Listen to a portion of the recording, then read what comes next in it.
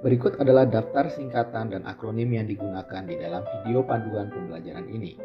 Silahkan menekan tombol pause bila ada tampilan atau penyampaian yang dirasakan terlalu cepat.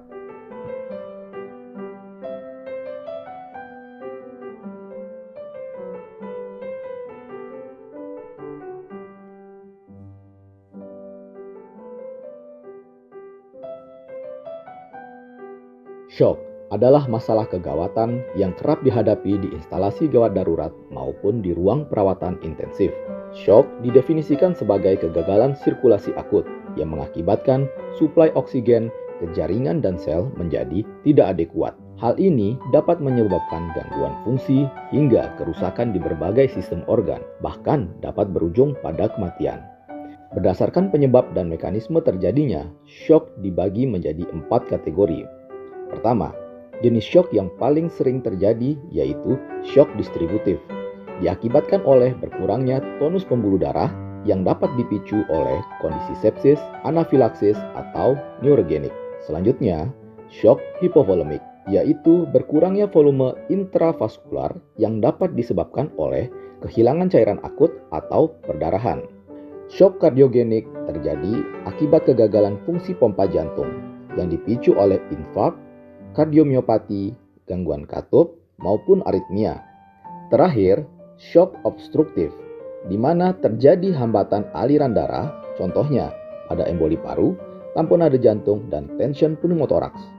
Penegakan diagnosa etiologi dan mekanisme terjadinya shock sangat penting, karena akan menentukan pilihan terapi yang paling tepat sesuai dengan jenis shock.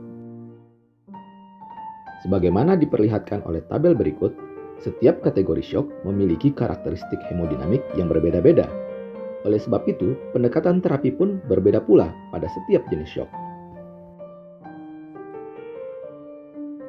Diagnosis shock dapat ditegakkan melalui pemeriksaan secara klinis dan laboratoris. Namun, seringkali pemeriksaan tersebut belum cukup untuk menjelaskan mekanisme shock ataupun dalam memonitor perkembangan pada pasien yang mengalami shock. Untuk itu, diperlukan pemeriksaan tambahan, baik yang bersifat invasif maupun non-invasif. Ekokardiografi adalah pemeriksaan non-invasif yang sangat berguna pada shock, untuk penegakan diagnosa maupun untuk monitoring dan evaluasi pasca pemberian terapi. Pemeriksaan invasif memberikan akurasi pengukuran yang lebih tinggi. Namun, pemeriksaan non-invasif dengan ekokardiografi lebih mudah dan lebih cepat dikerjakan dibandingkan persiapan untuk pemeriksaan invasif, sehingga terapi juga dapat diputuskan lebih segera. Berikut adalah algoritma ekokardiografi yang dapat diterapkan pada pasien shock. Algoritma ini menggambarkan peran penting ekokardiografi di dalam diagnosa dan penentuan terapi pada shock.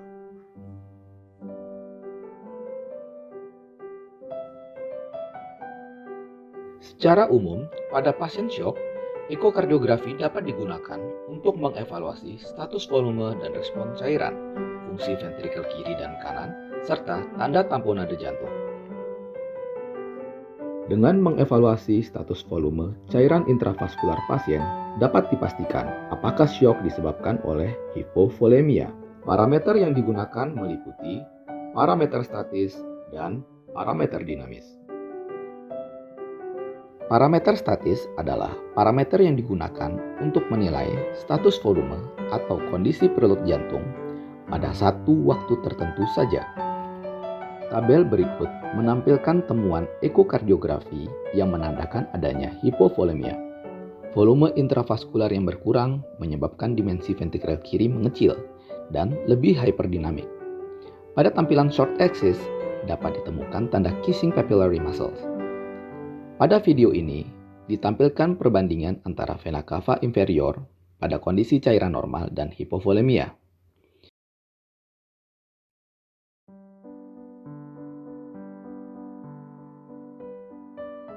Pada hipovolemia, diameter vena cava inferior mengecil dengan kolapsibilitas lebih dari 50% pada saat inspirasi. Bahkan hingga dinding lumen vena cava saling menyentuh atau kissing IVC. Respon cairan atau fluid responsiveness adalah perbaikan hemodinamik berupa peningkatan stroke volume dan cardiac output setelah pemberian cairan. Pasien-pasien dengan kondisi preload berbeda akan memberikan respon cairan yang berbeda pula. Sebagai ilustrasi, pasien pada kondisi preload A dan pasien dengan kondisi preload B diberikan cairan dengan jumlah yang sama. Pasien dengan kondisi preload A masih responsif, yaitu dengan peningkatan stroke volume yang bermakna setelah pemberian cairan. Namun, pasien dengan kondisi preload B tidak responsif. Tidak terjadi perbaikan stroke volume yang bermakna setelah pemberian cairan. Pemberian cairan lebih lanjut pada pasien B dapat menyebabkan kongesti paru yang membahayakan pasien. Bagaimana cara menilai respon cairan? Penilaian respon cairan dapat dilakukan secara klinis, yaitu dengan uji pemberian cairan atau fluid challenge, atau dengan bantuan ekokardiografi. Dengan menggunakan parameter dinamis, respon cairan dapat diprediksi tanpa perlu dilakukan fluid challenge terlebih dahulu. Parameter dinamis yang digunakan tergantung pada bagaimana pernapasan pasien. Apakah dengan pernapasan spontan atau dibantu oleh ventilasi mekanik. Pada pasien dengan pernapasan spontan dilakukan manuver passive leg raise atau PLR. Untuk melakukan passive leg raise, pertama-tama posisikan pasien semivolar 45 derajat. Kemudian ukur stroke volume. Selanjutnya, lakukan manuver passive leg raise. Tubuh diposisikan supinasi dan tungkai diangkat setinggi 45 derajat. Setelah 1 menit, kembali ukur stroke volume. Bandingkan kedua pengukuran.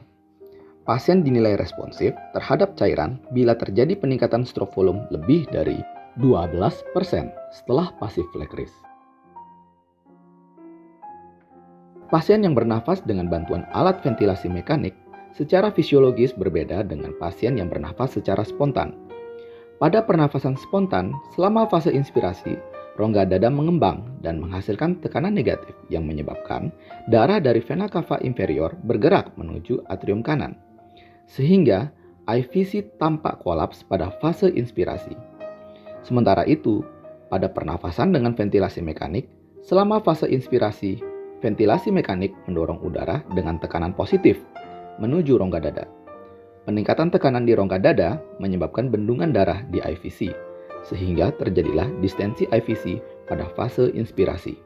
Dengan menghitung indeks distensibilitas IVC, dapat dilakukan prediksi respon cairan pada pasien yang menggunakan ventilasi mekanis. Selain indeks distensibilitas, parameter-parameter berikut juga dapat digunakan untuk memprediksi respon cairan pada pasien yang menggunakan ventilasi mekanik. Selanjutnya kita akan membahas penilaian fungsi ventrikel kiri. Berikut beberapa pemeriksaan dan parameter yang dapat kita lakukan untuk menilai fungsi ventrikel kiri. Untuk yang pertama, kita akan membahas mengenai studi ventrikel kiri atau studi LV. Untuk studi LV, akuisisi tampilan parastenar long axis. Tempatkan kursor pada tips dari leaflet mitral, kemudian aktifkan emode. Ukur ketebalan dinding septum interventrikular, diameter internal ventrikel kiri, dan ketebalan dinding bebas ventrikel kiri, masing-masing pada fase diastol dan fase sistol. Dari pengukuran tersebut, kita dapat mengevaluasi dimensi dan geometri ventrikel kiri. Apakah terdapat dilatasi? Apakah terjadi hipertrofi? Bila terjadi hipertrofi, bagaimana karakteristiknya? Kita juga dapat menentukan stroke volume dan ejeksi fraksi menggunakan metode Take-Holz. Dilatasi ventrikel kiri dapat terjadi pada kondisi kardiomiopati atau pada kondisi overload volume yang diakibatkan oleh kelainan katup ataupun kelainan kongenital. Berikut adalah parameter dimensi ventrikel kiri beserta nilai normalnya. Berdasarkan hasil pengukuran indeks massa ventrikel kiri pada fase diastolik atau LVDMI dan tebal dinding relatif atau RWT, ada 4 kemungkinan geometri ventrikel kiri, yaitu geometri jantung normal tanpa adanya hipertrofi, atau terjadi remodeling konsentrik, atau hipertrofi konsentrik atau hipertrofi eksentrik. Berdasarkan pengukuran-pengukuran pada Elvis tadi, ejeksi fraksi dapat dihitung dengan metode T-Holes, sebagaimana pada persamaan berikut.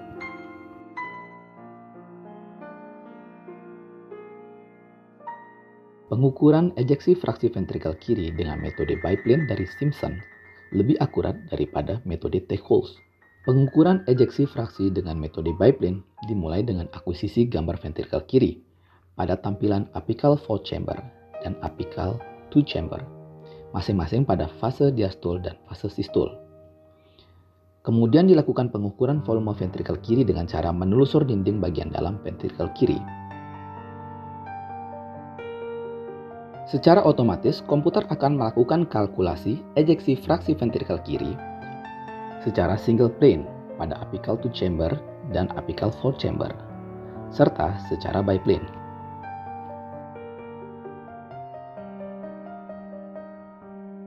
Ejeksi fraksi ventrikel kiri menggambarkan derajat fungsi sistolik dari ventrikel kiri. Apakah masih normal, abnormal ringan, ataukah sudah abnormal sedang bahkan berat?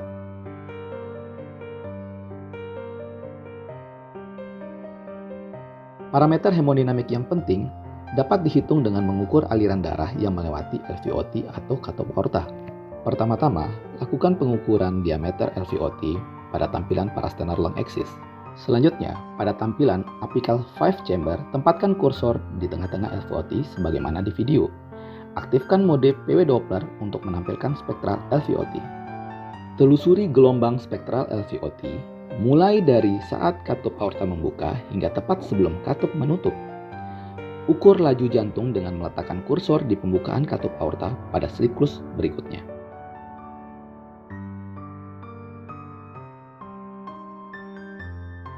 Pada praktiknya, setelah pengukuran, komputer akan secara otomatis menampilkan parameter hemodinamik yang dikehendaki. Namun demikian sangat penting untuk kita juga memahami dasar perhitungannya. Pengukuran diameter LVOT bertujuan untuk menentukan luas area penampang LVOT yang dilalui darah. Penelusuran spektral LVOT bertujuan untuk menentukan integral kecepatan dan waktu aliran darah yang melalui LVOT yang disebut LVOT VTI. Dengan mengalihkan luas area penampang LVOT dan LVOT VTI, didapatkan volume yang dipompa keluar oleh ventrikel kiri pada satu kali kontraksi atau disebut stroke volume. Stroke volume dikalikan laju jantung akan menghasilkan nilai cardiac output. Cardiac index adalah cardiac output dibagi dengan luas permukaan tubuh. Berikut adalah rentang normal dari nilai parameter-parameter hemodinamik tersebut. Pada kondisi shock, hipovolemik, kardiogenik, dan obstruktif, nilai dari parameter tersebut akan turun di bawah normal. Sementara pada shock distributif dapat terjadi peningkatan. Resistensi vaskular sistemik atau SVR didapatkan dari membagi gradien tekanan sirkulasi sistemik dengan cardiac output. Gradien tekanan sirkulasi sistemik adalah tekanan arteri rata-rata dikurangi tekanan di atrium kanan atau tekanan vena sentral. Pada shock distributif terjadi penurunan SVR di bawah normal karena terjadi vasodilatasi sistemik. Sementara pada jenis shock yang lain SVR akan meningkat akibat vasokonstriksi yang luas yang dipicu oleh refleks simpatis sebagai mekanisme kompensasi. Analisa segmental ventrikel kiri bertujuan untuk menilai derajat gerakan dinding ventrikel kiri. Pada kardiomiopati dilatasi atau DCM, dapat terjadi penurunan derajat gerakan di seluruh segmen ventrikel kiri, sehingga menyebabkan hipokinetik global. Regional Wall Motion Abnormalities atau RWMA adalah penurunan derajat gerakan yang terjadi secara regional. Hal ini dapat menandakan adanya penyakit arteri koroner yang mengganggu vaskularisasi miokard di regio tersebut. Gerakan dinding ventrikel kiri dapat dinilai derajatnya menggunakan sistem scoring berdasarkan kriteria sebagaimana ditunjukkan pada tabel. Tekanan baji kapiler paru atau Pulmonary Capillary Wedge Pressure atau PCWP merupakan proyeksi dari tekanan di atrium kanan atau tekanan pengisian ventrikel kiri. PCWP merupakan salah satu parameter yang menggambarkan fungsi diastolik ventrikel kiri. Secara klinis, Peningkatan PCWP berhubungan dengan timbulnya kongesti paru akibat gagal jantung. Ada beberapa metode untuk mengestimasi PCWP dengan ekokardiografi. Salah satu metode yang sering digunakan adalah metode Nagueh. Langkah-langkahnya adalah sebagai berikut. Pada tampilan apical 4 chambers, arahkan kursor di antara kedua tips leaflet mitral. Aktifkan mode PW Doppler dan rekam spektral mitral inflow. Selanjutnya, arahkan kursor ke anulus mitral septal. Aktifkan mode Doppler Tissue Imaging atau DTI. Rekam spektral DTI. Ulangi langkah yang sama pada anulus mitral lateral.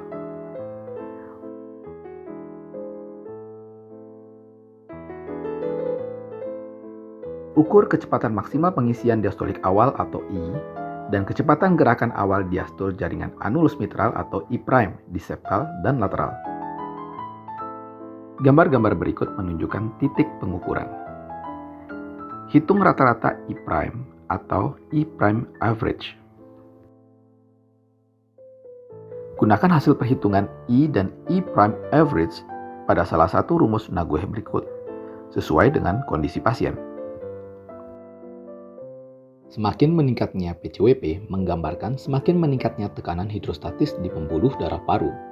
Hal ini berdampak klinis, mulai dari kongesti vena pulmonalis, kemudian ekstravasasi cairan yang menyebabkan edema interstisial di paru, hingga terjadi edema alveolar atau edema paru yang dapat mencetuskan gagal nafas, suatu kondisi yang sangat berbahaya bila tidak segera mendapatkan tata laksana yang tepat.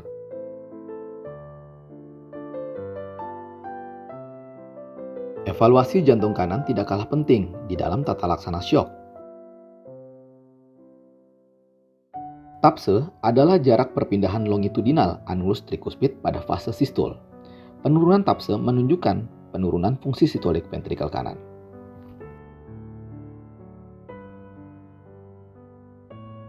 Tekanan atrium kanan dapat diestimasi dengan mengevaluasi lebar IVC dan derajat kolap IVC saat fase inspirasi. IVC dievaluasi pada tampilan subkostal. Letakkan kursor di posisi seperti yang tampak pada gambar. Aktifkan M-mode. Bila memungkinkan, minta pasien untuk menghirup nafas dengan cepat dan singkat melalui hidung atau sniff test. Rekam tangkapan M-mode. Ukur diameter paling lebar saat ekspirasi dan diameter paling sempit saat inspirasi atau sniff test. Hitung indeks kolapsibilitas IVC.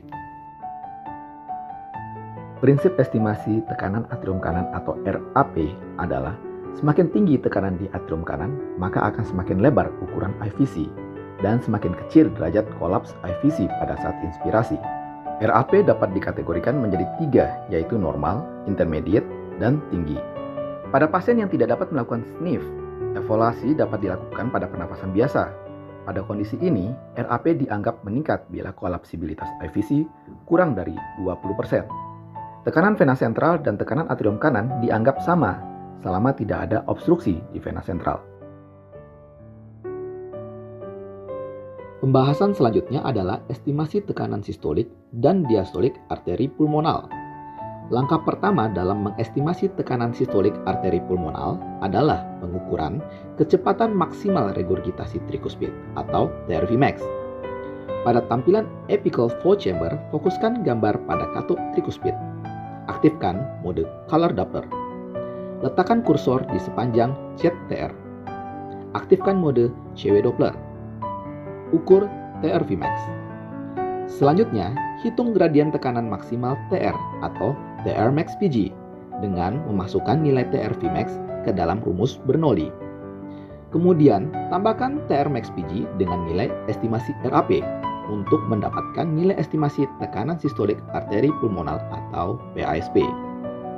Nilai tekanan sistolik arteri pulmonal dianggap sama dengan tekanan sistolik ventrikel kanan selama tidak ada stenosis pulmonal atau obstruksi RVOT.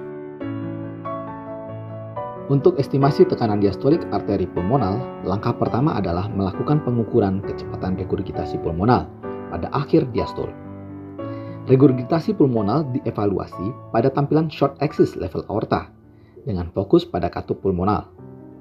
Regurgitasi pulmonal memiliki 2 titik kecepatan yang dapat diukur, yaitu kecepatan maksimum di awal diastol dan kecepatan di akhir diastol.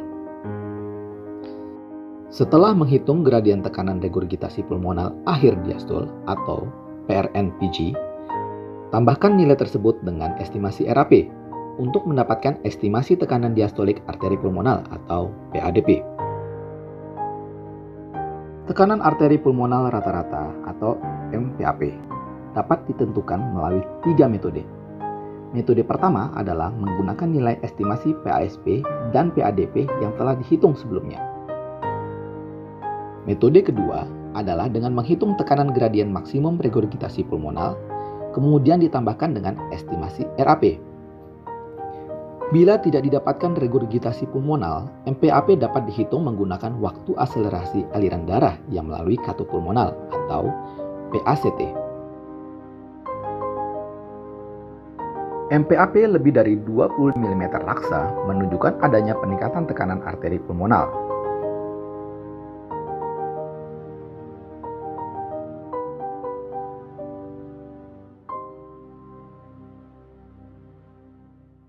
Emboli paru mengakibatkan shock obstruktif dan ditandai dengan gangguan fungsi ventrikel kanan. Emboli paru menyebabkan peningkatan tekanan di arteri pulmonalis dan jantung kanan. Peningkatan tekanan ini menyebabkan dilatasi ventrikel kanan dan mendorong septum interventrikular atau IVS ke arah ventrikel kiri, terutama pada fase diastol, sehingga terjadi gerakan paradoksal IVS. Dilatasi ventrikel kanan dibuktikan dengan diameter basal ventrikel kanan yang melebar. Dan bila dibandingkan dengan diameter basal ventrikel kiri, rasionya lebih dari 1,0. Septum interventrikular yang terdorong ke arah ventrikel kiri, terutama pada fase diastol, tampak melurus atau flattening, dan pada tampilan short axis membentuk gambaran ventrikel kiri yang khas menyerupai huruf D. McConnell sign adalah tanda emboli paru akut yang khas, di mana dinding bebas ventrikel kanan di bagian basal dan mid hipokinetik atau akinetik, sementara pada bagian apex masih normokinetik. Tekanan yang tinggi di ventrikel kanan ditransmisikan ke atrium kanan dan vena cava, sehingga IVC mengalami dilatasi lebih dari 2,1 cm dan kolapsibilitas IVC berkurang, bahkan tidak tampak. Tanda 60-60 atau 60-60 sign menggambarkan peningkatan tekanan sistolik dan peningkatan resistensi di arteri pulmonalis, sehingga menyebabkan terjadinya regurgitasi trikuspid. Namun, gradien tekanan regurgitasi transtrikuspid tidak lebih dari 60 mm laksa. Hal ini juga menyebabkan waktu akselerasi aliran pulmonal menjadi lebih singkat, yaitu kurang dari 60 milisecond. Tanda khas yang lain pada spektral aliran pulmonal dapat ditemukan adanya mid-systolic notching. Adanya bukti trombus di atrium ataupun ventrikel kanan semakin memperkuat dugaan adanya emboli paru. Terjadi penurunan fungsi sistolik ventrikel kanan yang dibuktikan dengan penurunan tapse ataupun penurunan kecepatan gelombang S' pada Doppler jaringan annulus tricuspid. Pembahasan yang terakhir adalah ekokardiografi pada tampon nada jantung. Tampon nada jantung menyebabkan shock obstruktif. Pada tampon nada jantung dapat ditemukan efusi perikardial yang masif. Jantung tampak berayun-ayun di dalam genangan efusi perikard atau swing heart. Secara langsung dapat diamati kolaps atrium kanan pada fase sistol dan kolaps ventrikel kanan pada fase diastol. Evaluasi objektif yang lebih mendetail dapat dilakukan untuk mempertajam diagnosa tampon nada jantung.